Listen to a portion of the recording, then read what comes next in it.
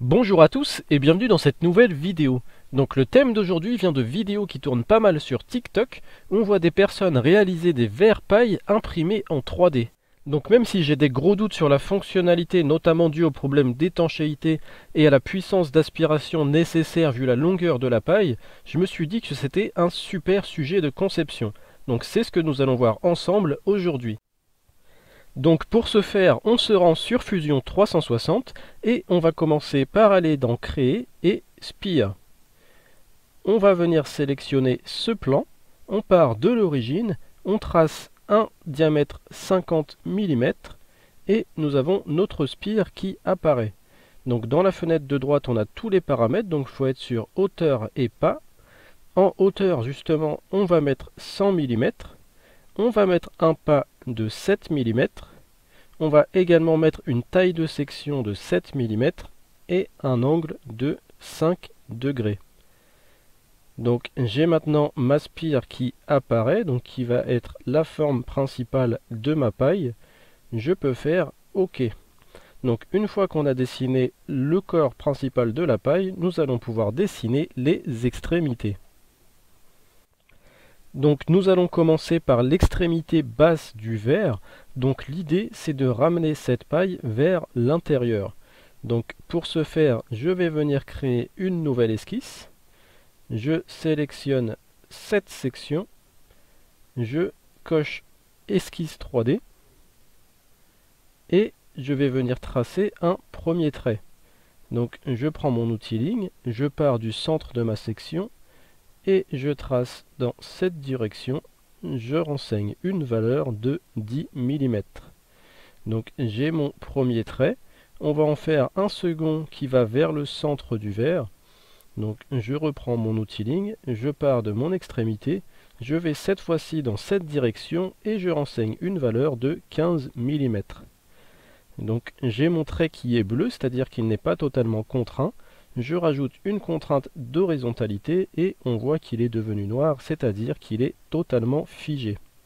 On va maintenant pouvoir ajouter un rayon. Donc je sélectionne mes deux traits et je renseigne une valeur de rayon de 7 mm. Donc j'ai maintenant la trajectoire de ma paille. Je peux quitter cette esquisse. Et à partir de cette nouvelle esquisse, nous allons pouvoir faire un balayage. Je vais donc dans Créer, Balayage. Dans Profil, je sélectionne ma section et dans Chemin, je sélectionne ma trajectoire. Dans Opération, je mets Joindre et je fais OK. Donc on a donc maintenant notre paille qui est recourbée et qui va vers l'intérieur de notre verre. On va pouvoir passer à l'extrémité haute.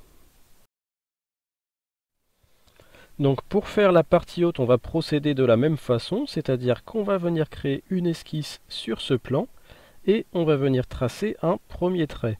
Donc je fais un trait dans cette direction. Donc c'est un trait qui va faire 10 mm.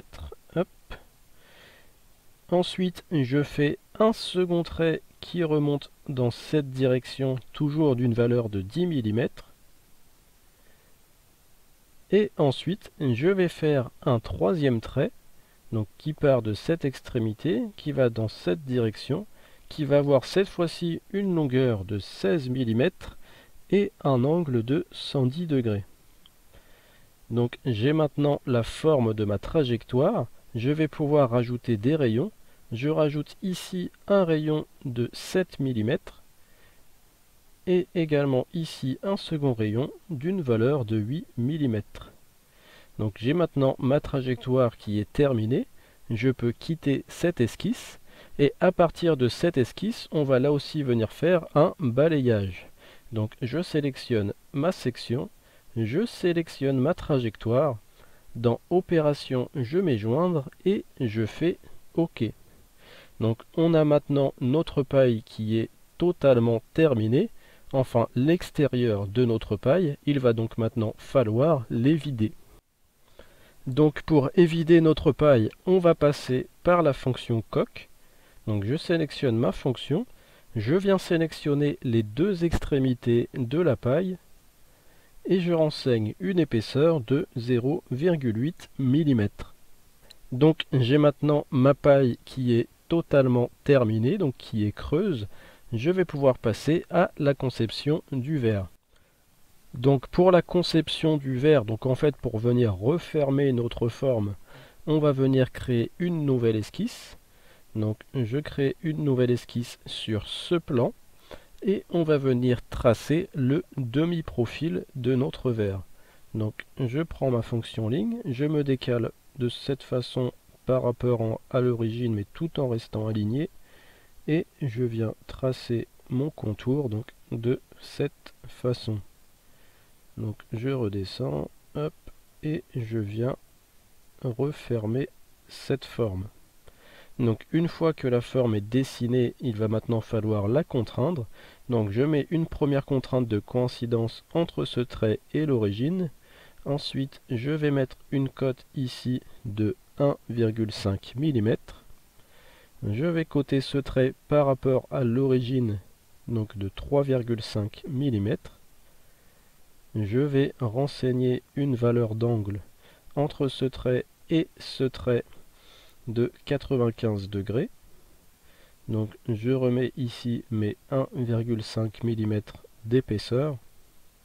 Je renseigne ici une valeur de 21,5 mm et il me reste une cotation pour la hauteur. Donc je vais essayer 100 mm. Hop. Donc c'est un petit peu court, je vais modifier, on va mettre 105. Voilà. Et mon esquisse est maintenant terminée. Donc je peux quitter cette esquisse. Ce que je vais faire, c'est que je vais cacher le corps de la paille. De cette façon, je n'ai plus que mon esquisse. Je vais pouvoir faire une révolution autour de cet axe et faire OK. Je peux réafficher le corps de la paille et maintenant j'ai toutes les formes qu'il me faut. Donc le problème qu'on va rencontrer, donc on va bien s'en rendre compte si on fait une analyse de section, c'est qu'on a du coup la partie verre qui passe à l'intérieur de la paille. Donc ça va empêcher l'écoulement du fluide. Donc je vais annuler et pour résoudre le problème, on va passer par la fonction combiner. On va venir sélectionner donc dans le corps cible le corps numéro 2 qui correspond au verre. Dans l'armature, on va sélectionner la paille. Hop, on va laisser donc conserver les outils. Dans opération, on va mettre couper et on peut faire OK. Donc si on analyse les différents corps que nous avons obtenus, on va avoir ici hop, la paille, hop, cette partie, le haut et le bas du verre. Donc le corps numéro 2, on va pouvoir le cacher. Et si on refait une analyse de section, donc par rapport à ce plan, on va voir qu'on n'a plus rien à l'intérieur des pailles, enfin de la paille, et qu'on a bien conservé le bas du verre ainsi que le haut. Donc on n'a plus rien qui n'empêche l'écoulement du fluide. Hop, je peux faire annuler et passer à la suite. Ce qu'on peut faire, c'est regrouper toutes les parties que l'on souhaite conserver dans un seul corps. Donc pour ce faire, on reprend la fonction combiner. Dans opération, on met joindre et on retire conserver les outils. On sélectionne le corps 1, le corps 3 et le corps 4. Et on peut faire OK. Donc on a maintenant toutes les parties que l'on souhaitait conserver qui sont regroupées dans un seul corps qui est le corps 1. On peut confirmer la forme en refaisant une analyse de section. Donc on voit bien que les pailles sont vides, donc il n'y a rien qui va empêcher la circulation du fluide. On a toujours la partie haute et la partie basse du verre. Donc si on se décale, on voit bien que le passage du fluide est parfait. Donc on peut donc estimer que cette conception est terminée. Donc si on souhaite maintenant imprimer ce verre, on peut passer par un export STL. Donc pour ce faire, on va dans Fichier, Impression 3D, on sélectionne le corps que l'on souhaite exporter et on fait OK. Donc ce fichier, je vais l'appeler verre-paille et je peux faire enregistrer. Si on passe sur Cura, on voit que la réalisation nécessite 5h57 d'impression, 52 grammes de matière et que la géométrie que l'on a choisie ne nécessite pas de support. Donc pour ma part, je l'ai quand même imprimé pour de la déco, mais bien sûr, je vous conseille de ne pas l'utiliser pour des raisons évidentes d'hygiène. Je trouve que c'était un excellent exercice de conception. J'espère que la vidéo vous aura plu et vous aura été utile. Je vous invite d'ailleurs à mettre un petit pouce bleu si cette vidéo vous a plu et à me laisser vos impressions dans les commentaires. Je vous invite également à vous abonner à la chaîne pour les personnes dont ce n'est pas encore le cas. Et moi je vous dis à bientôt pour une prochaine vidéo.